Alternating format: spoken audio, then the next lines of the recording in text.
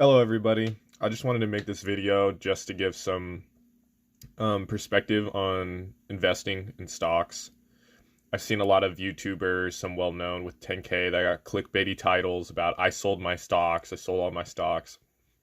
And frankly, I just see it all the time and I'm just like wowed by how they think they can time the market, which some people can. If you're a really active day trader and you make it your job, then props to whoever can do that and do that successfully with the software and the necessary computation power that they have.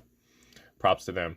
Me personally, as an investor, I don't believe in actively working every day for something as passive income. That's frankly just defeats the whole purpose of it to me. And a lot of these YouTubers are the same. They're more casual investors, and I can tell just by the way they talk about investing, and yet they're talking about selling and then they'll rebuy as if like they'll rebuy everything as if they're like day traders or they're trying to time the market. And if you time the market and you're not fully invested into day trading or really active about it, then you're not going to be successful at it, frankly, because you just don't have the experience. You don't have the method for doing it, obviously, and you're going to have really mixed results or do really bad and lose your money. And also, people are talking about diversifying into bonds and cash and, holding cash right now. And frankly, we need to acknowledge that a lot of the rules for investing has changed during this recession and maybe even depression because, you know, holding cash right now with interest rates down because the Fed zeroed them out, you're not going to make any return on your investment. It's not going to protect against inflation at all, especially with the government injecting trillions into the economy. You're not going to make money back. If anything, inflation is going to go up because of how much they're putting in, and now you're holding cash that's giving you no return on interest, and you're going to lose money. You're going to lose even more money if you keep holding it for a longer time. And the same goes for bonds, on treasury bonds for the debt of the United States. The interest is zero. You're not going to make any return because you make a return on the interest on the bonds, on the treasury bonds. You're not going to make any money off that. So whereas in normal times it would be safe, it'd be a safe hedge. You get a little profit. It's for a more moderate to safe investor that's not trying to acquire a lot of risk. Right now you're risking more by focusing in on having bonds and having cash. One of the real places you want to invest your money is the stock market right now, because the stock market can go up a ton over time. And I've kind of been skeptical also of index funds, even though that's been a traditional wisdom of Warren Buffett and everything like that. Not to say I'm like better than him at all, because definitely a large weight should be on a place of his opinion.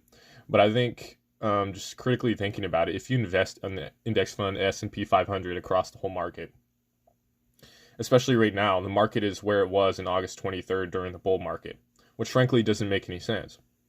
If Warren Buffett is selling everything in his airlines, albeit he has had some bad buys on airlines in the past, so he's not a perfect investor, he's holding an immense amount of cash right now. Whereas, he would normally try to find something that he really liked and he would invest a ton in it. And he's holding all this cash and he's saying, oh, if you just got this money in debt, like the market is totally overvalued right now. The market as a whole. But that doesn't mean you can't diversify. And this whole thing against individual stock picks, I frankly think is ridiculous. I think you can totally pick your stocks. Just be smart about it. Be smart about diversifying it. Get into real estate. Get into financials. Get into consumer cyclicals. Get into technology. Get into stuff like that right now, because financials, everything is down, down, down. They're at a discount of like 70% from where they were. They're still at the bottom because everybody lost faith in them. They've still lost faith in them. They still don't believe they're going to come back anytime soon, which I think is false. If anything, they've gone down. They have more room to grow. They have more time to grow because they've had to adjust immensely, and a lot of them have already made the adjustment because they've had to. And so it's stuff like that. You invest in all those different sectors. You make sure each stock is in a different sector for the most part. And so you have around 5, 6 stocks is good, just as Warren Buffett said. And you got a diversified portfolio. So, I mean, me personally in my investments, some of them have gone down, obviously, just because that's the way the market is. But for the most part, I've made a profit. I made a net profit already of around $300. Sure, it's a small sum. I've only invested a couple thousand. But it just shows that you can diversify your portfolio, and no matter what happens, you can sell it, and you're gonna have a net profit, regardless of what the time is. But if you invest in stuff like, I don't know, like consumer staples, if you invest in Costco right now because you think it's safe, it's like, yeah, but the point of investing is to look ahead at what's going to happen, what's going to go up. And as more and more time passes by and less people start going back to, or less and less people start buying consumer staples because they're working more, the sector's going to go down. And it just doesn't make sense to me why people would invest in just what's already happened, like what industries have gone up, like toilet paper. Invest in toilet paper. Like, okay, if you were ahead of the curve and you invested in toilet paper brands, good for you. You totally made a lot of money. But to say that everyone's going to continue buying toilet paper at that rate continuously in the near future, not going to happen. And frankly, the whole market believing and going back to what it used to be, it just isn't true. Aggregate demand is immensely down. It will continue to be drastically down. I mean, just from an individual perspective, on a person that's really focused on how much money I have, I don't want to buy anything. I don't know what to plan for. Why would I buy stuff if I don't even know what I'm planning for? Because everything could fall apart. Why am I going to go out and buy a car? One of the things I want to get recently is buying a car. Why would I want to buy a car when I have nowhere to go? When my movement is heavily restricted? It frankly makes no sense whatsoever, even if the interest rates are zero on the auto loans. It just doesn't make sense. Same with buying a mortgage. Why would I buy a mortgage right now? And wherever I'm staying right now, why would I want to spend that much money per month when I could just stay safe in the position I'm in now and know what I'm getting? You know what I'm saying? And so, I just wanted to, go against some of the traditional wisdom, because I think in this time, like being fearful when others are greedy and being greedy when others are fearful, except this is not really greed, it's just common sense. And if you want to make money, not just to be greedy or just to hold all the money for yourself and give it to nobody else, but if you actually want to get this money so you can invest it in the future in yourself, of other people you care about, just help out your family with it in the future with whatever they need, then this is the smart thing to do.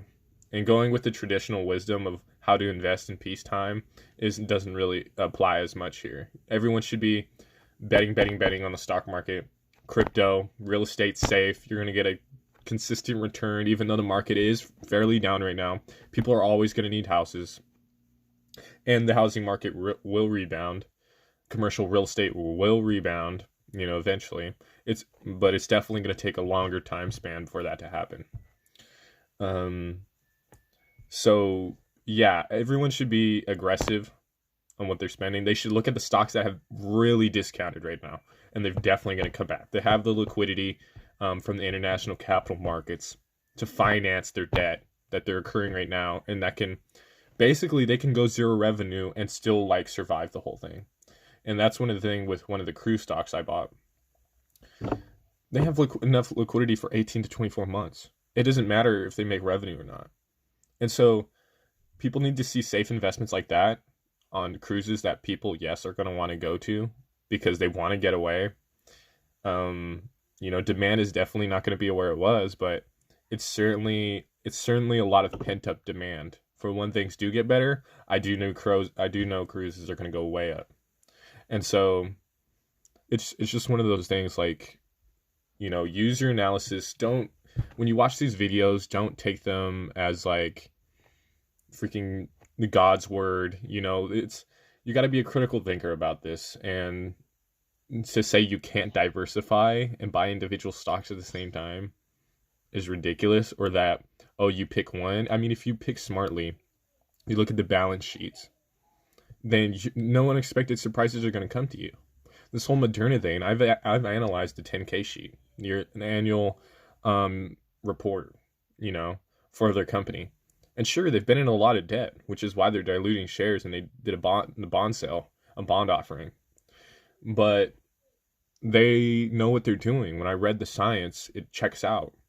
And their recent trial has checked out 10 on medium dosage, 20, and then the next 15 on medium dosage showed antibody production equivalent to that of a recovered COVID-19 patient. And then the others with high dosage, they haven't released it because they don't have a sample. But based on that trend, it just makes sense to believe they would have even better chance. Maybe it causes some, you know, a redness. I know one of the patients had redness, and like a severe redness in the area that was injected. But, you know, they, in trial 2, they said they're going to lower the dosage. And so when you see things like that where the science makes sense and all they need is when all they have is a money problem, now that everyone's investing, including the US government, which is huge, they're expediting the process for them on FDA approval. And they have manufacturers working with them and partnering with them to create 1 billion doses a year. It's like, those are the major things, and they've got them all covered. And they got the money. And so it's like things like that, where you need to notice a company, whatever the ups and downs in consumer sentiment or investor sentiment is on the stock on any given day, you know, frankly, that it's just emotion.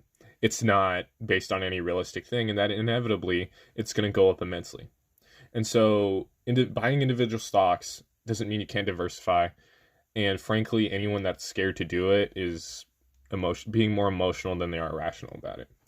And so, yes, that is all. I just, you know, and want to, you know, encourage people to be more critical, even critical of what I'm saying. And I would love to have that discussion. I really like debating and arguing. So, you know, if you guys have any disputes or if you guys agree, you know, put down in the comments below, like the video. It's my first video. So, you know, just give me a take on my opinion. That'd be gladly appreciated. And thanks.